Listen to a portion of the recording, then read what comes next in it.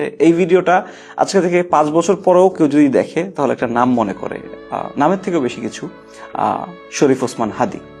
So আমার life আমি মোটামুটি আকারের রিগ্রেটলেস, আক্ষেপবিহীন বানাইতে চাই, আক্ষেপ রাখতে চাই না লাইফে। বাট আমার লাইফে একটা রিগ্রেট থাইকেই যাবে ওসমান হাদি ভাইয়ের সাথে কখনো দেখা করতে না পারার। প্ল্যানও করছিলাম যে আমরা দেখা করতে যাব র্যান্ডমলি, কোনো পরিচয় টরিচয় ছাড়া। আমি ওনার ফলো করতাম জুলাইয়ের পর থেকেই, ওনাকে ফলো করতাম অনেক আগে থেকেই।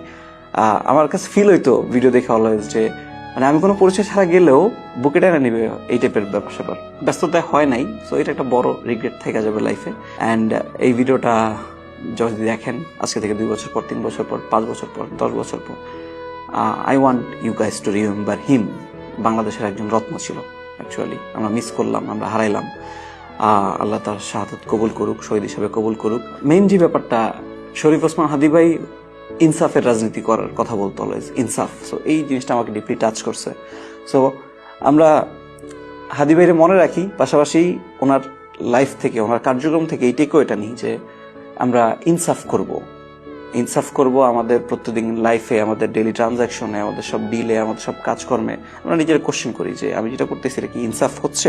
আই থিঙ্ক এইটাই বেস্ট উপায় যে আমাদের অ্যাকশন দ্বারা হাদি ভাইরে মনে রাখার। সো হাদি ভাইকেও আমরা যে মনে রাখতে পারবো কিনা, অ্যাকচুয়ালি ধারণ করতে পারবো কিনা সেটা আমার জানা নাই। হয়তো বা কয়েক বছর পরেও মানুষ মনে রাখবে না ওইভাবে, হইতে পারে। আমরা জাতি হিসেবে, বাঙালি হিসেবে, মানুষ হিসেবে মানে আমরা যে পরিমাণের মানে বাজে লেভেলে চলে গেছি, আমরা যে, টু বি অনেস্ট আমি নিজেও।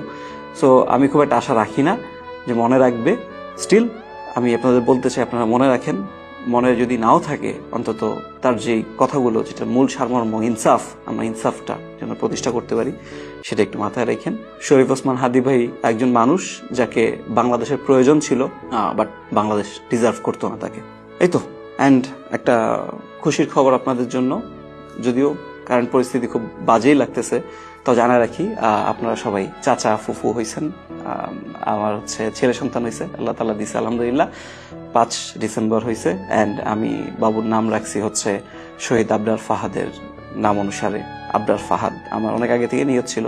সো আমরা আবরার ফাহাদ অ্যান্ড শরীফ ওসমান হাদি দুইজনকে মনে রাখি, খুব জরুরি।